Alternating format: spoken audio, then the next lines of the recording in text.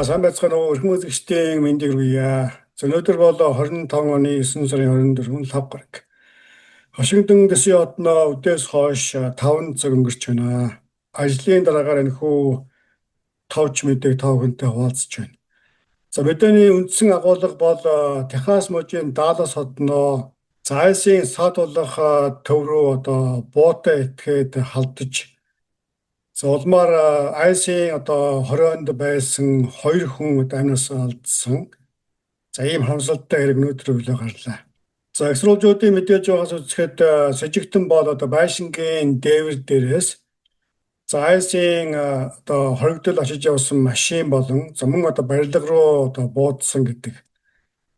Одоогийн байдлаар бооны суманд айсын цагдаа ажилтан өртөөгүй харин саатуулагдсан байсан 2 хүн амнаас алдаж 1 хүн шархагдсан гэдэг ийм мэдээлэл байна.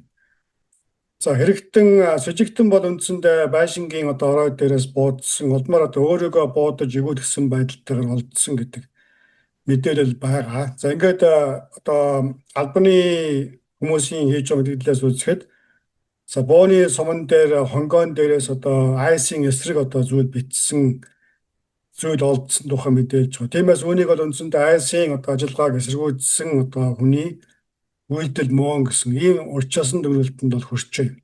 За мэдээж бол энэ зөвхөн таамаг төдий зүйл юм аа. За бооны хонгон дээрээс олдсон бичгээр үндэслэж энэ бол хууль сахиулах байгууллага тэр тусмаа айсыг чиглэсэн халдлага болсон гэдэг ийм урьдчилсан дүгнэлтэнд хүрч байна. За үүний улмаас энэхүү хэрэг явдлыг мөн маш өндөр улс төржүүлсэн ийм хандлага яриа гарч байна.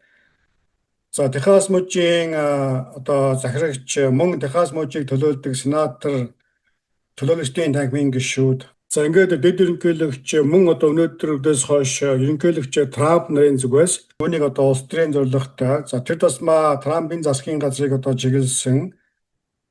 За шинэ засгийн газрын явуулж байгаа цаашдын бодлогоо эсэргүүцсэн ийм халдлага боллоо гэсэн ийм байр суурьтай байна.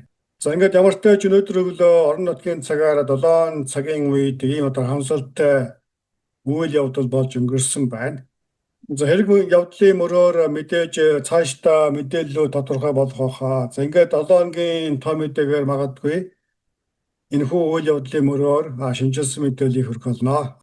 За хэрвээ та бүхэн манай сувагт subscribe дарж хараахан амжаагүй байгаа бол яг subscribe дарж манай сувгийг бас дэмжээрэй гэж та бүхнээс хүсэхээр байна. Анхаарлаа хандуулсан үзэгчдтэй баярлалаа.